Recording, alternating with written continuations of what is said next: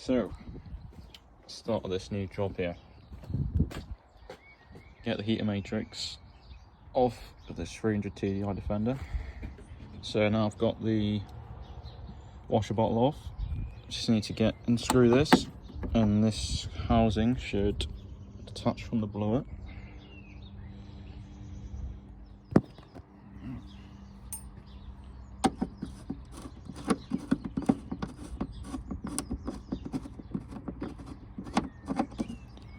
Get that out. Wasn't particularly tight in the first place. Shit, there we go. It's away. That don't look too good, does it? So, there we go, that's slid off. So that's out of the way now. Next, I believe I'm going to have to get a spanner around those two. And if you bear with me, I'm going to have to unscrew these two here, which connect to it. And it's just a case of unscrewing this, getting this hose off. I want to bypass it onto there. And the two that go into the bulkhead here, which will be fun. Anyway, now I've gotten so far as to take this washer bottle off. The cowling's all undone from here, so this should just slide right off from the blower. Okay, so the size for these is a 10mm. Focus. I believe it's a. Oh, bloody hell. Alright, so if you get a 10mm on there, and then I'll have to sort of loop this one on here, then try and wind it off from the other side. Hopefully it won't snap. To be fair, this really could be a two-man job, but this is all I got, so we'll have to make do. So yeah, just to check, it is a 10mm on both sides. So once we get the spanner off there, we'll wind this off and see what. So these are out the way now. It was a bit of a stubborn getting this one out. I had to sort of whack it out in the end. Not ideal, but anyway. So now you want to get a 13mm on these here. It's a captive nut, so you don't have to undo anything in there. Just go straight into the bulkhead, so it should wind off. So this is just good enough to get it in there. It's kind of difficult to do this while filming. Could take a while.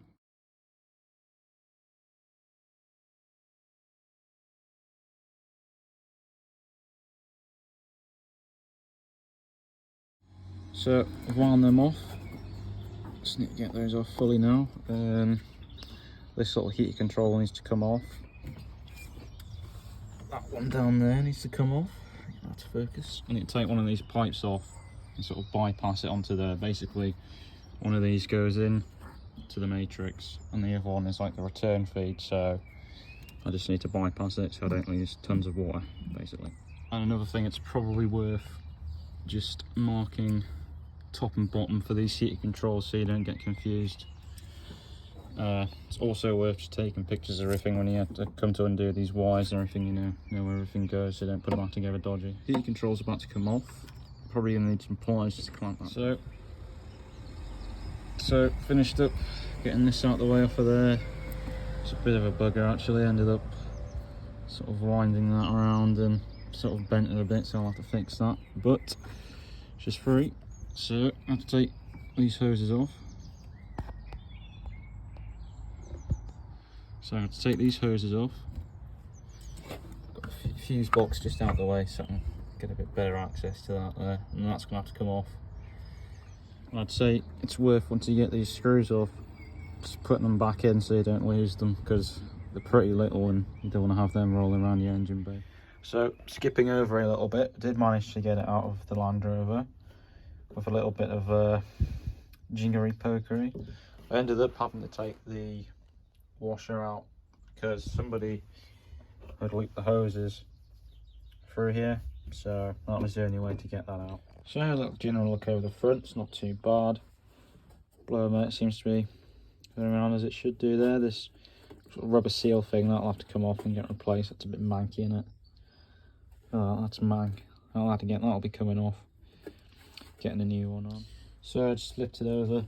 Look a bit flaky on the back there, but shouldn't be too much of a problem. That'll have to come out. That's getting a bit dry and flaky.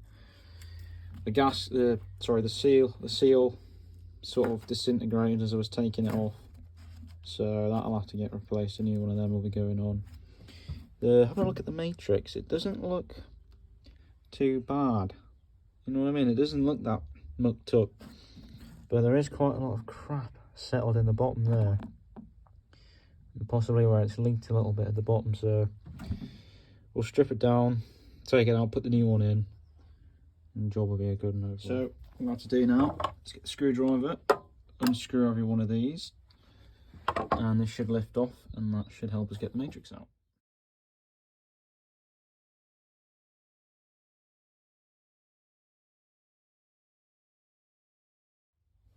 Well, now those screws are off there, they should just lift off, he says. It probably need to take a little bit of persuasion, but I shall get that cracked off now. Well, just turn it upside down so I can undo these with accidentally spilling half of the bloody coolant out the bloody thing. So these need to come off. That needs to come off. That one there. Possibly these. We shall see. Possibly these ones. So basically you want to get 8mm to work these off. Not really big enough to fit the socket in, so I'm just going to have to wind the bloody things off with this spanner.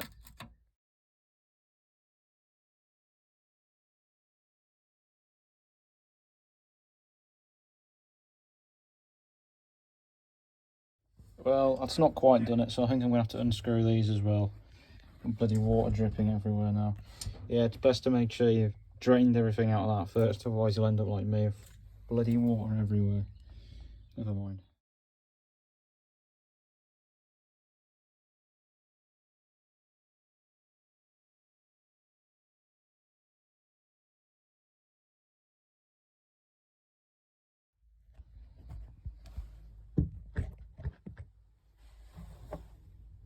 So, the rest of these bits here need to come out now, so I'll try and pry those off because they're a bit stubborn. Oh, there you go.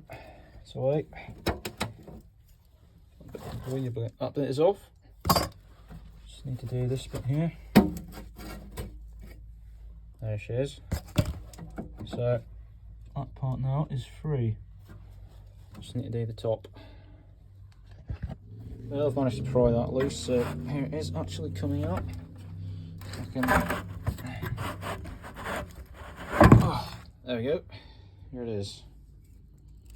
To be fair, like I said, it doesn't look too bad, but it's due replacing anyway. So.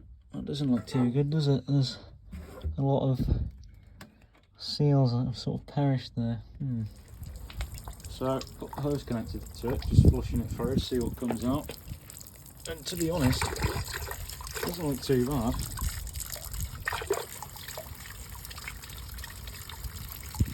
So, skipping over a few days, I haven't really recorded much of reassembling, but it's pretty much back together now. Put new seals on.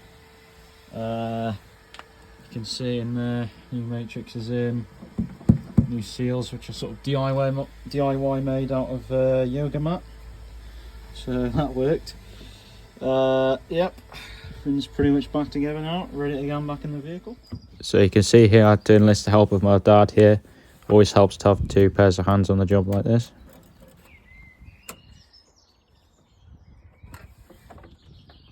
So it's back in now anyway. Just about to bleed the system properly, and then we should be able to test it on the road. So unfortunately I wasn't able to get too much recorded of refitting the matrix properly onto the bulkhead, but one thing to bear in mind would be those captive nuts. I had to replace one of them because the other one wasn't gripping properly, so I had to knock it through, and it was quite a bit of a pain unfortunately, but it was fine eventually. Also, the new seals that I'd put on made it quite difficult to fit it onto the bulkhead. Now, it does make a very good seal, but what I had to do was sort of use a bottle jack on the rail of the chassis to sort of jack it into position and then get the screws in for it to work. So unfortunately, one of the cables for the heater had broken, which I had to replace. And it was really quite a bodge job trying to get the dashboard back together when half of it had been snapped by previous people who had worked on it. But yeah, I hope you found this video sort of helpful. so apologise for not being able to record the whole thing, but that's just how it is. But thank you anyway, thanks for watching.